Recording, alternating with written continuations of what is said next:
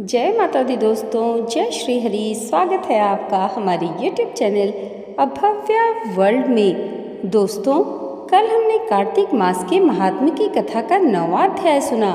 आइए भगवान श्री हरि और भोलेनाथ का ध्यान करते हुए सुनते हैं कार्तिक मास के महात्म्य की कथा का 10वां अध्याय। राजा पृथु बोले, हे ऋषि श्रेष्ठ, नारद जी को प्रणाम है।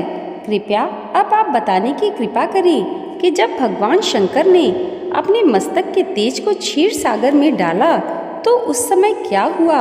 नारद जी बोले, हे राजन, जब भगवान शंकर ने अपना वह तेज क्षीर सागर में डाला तो उस समय वह शीघ्र ही बालक होकर सागर के संगम पर बैठकर संसार को भय देने वाला रुदन करने लगा। उसके रुदन से संपूर्ण जगत व्याकुल हो उठा, लोकपाल भी व्याकुल हो गए, चराचर चलायमान हो गया। शंकर सुवन के रुदन से संपूर्ण ब्रह्मांड व्याकुल हो गया।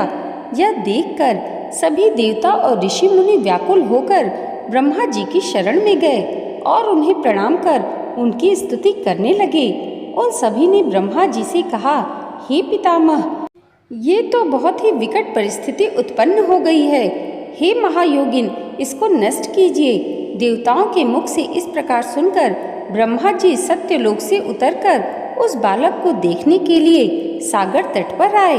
सागर ने ब्रह्मा जी को आता देखकर उन्हें प्रणाम किया और बालक को उठाकर उनकी गोद में दे दिया।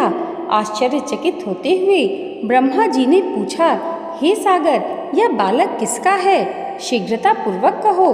सागर विनम्रता पूर्वक बोला, प्रभु, यह तो मुझे ज्ञात नहीं है, परंतु मैं इतना अवश्य जानता हूँ कि यह गंगा सागर के संगम पर प्रकट हुआ है। इसलिए हे जगत गुरु, आप इस बालक का जात कर्म आदि संस्कार करके इसका जातक फल बताइए। नारद जी राजा पृथु से बोले, सागर ब्रह्मा जी के गले में हाथ डालकर बार बार उनका आकर्षण कर रहा था। फिर तो उसने ब्रह्मा जी का गला इतनी जोर से पकड़ा कि उससे पीड़ित होकर ब्रह्मा जी की आंखों से अश्रु टपकने लगे। ब्रह्मा जी ने अपने दोनों हाथों का जोर लगाकर किसी प्रकार सागर से अपना गला छुड़वाया और सागर से कहा, हे सागर सुनो, मैं तुम्हारे इस पुत्र का जातक फल कहता हूँ। मेरे नेत्रों से जो यह जल निकला है, इस कारण इसका नाम जलंधर होगा। उत्पन्न होते ही यह तरुणावस्था को प्राप्त हो गया है, इसलिए यह सब शास्त्रों का पारगामी, महापराक्रमी, महावीर, बलशाली, महायोद्धा और रण में विजय प्राप्त करने वाला होगा।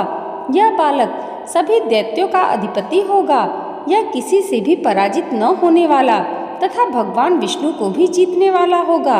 भगवान शंकर को छोड़कर यह सबसे अवध्य होगा। जहाँ से इसकी उत्पत्ति हुई है, यह वहीं जाएगा।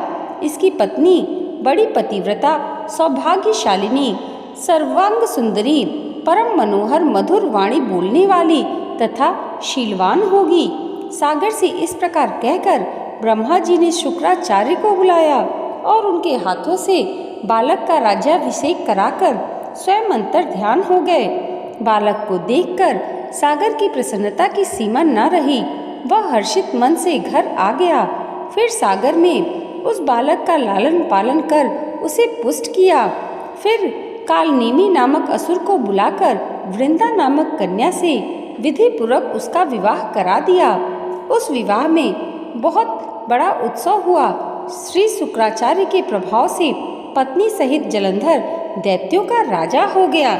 यहाँ पर कार्तिक मास के महात्म्य की कथा का 10वां अध्याय समाप्त होता है। बोलिए विष्णु भगवान की जय। दोस्तों, आज की ये वीडियो अगर आपको अच्छी लगी हो तो कमेंट बॉक्स में जय श्री हरि और हर हर महादेव जरूर लिखिएगा और इसे लाइक और हमारे चैनल पर पहली बार आए हैं तो सब्सक्राइब करना मत भूलिएगा। भगवान श्री हरि की कृपा आप सबके जीवन पर सदैव ऐसे ही बनी रहे, इसी मंगल कामना के साथ मिलते हैं अगले वीडियो में कार्तिक मास के महात्म्य की कथा के 11वें अध्याय के साथ। तब तक के लिए जय माता दी, जय श्री हरि।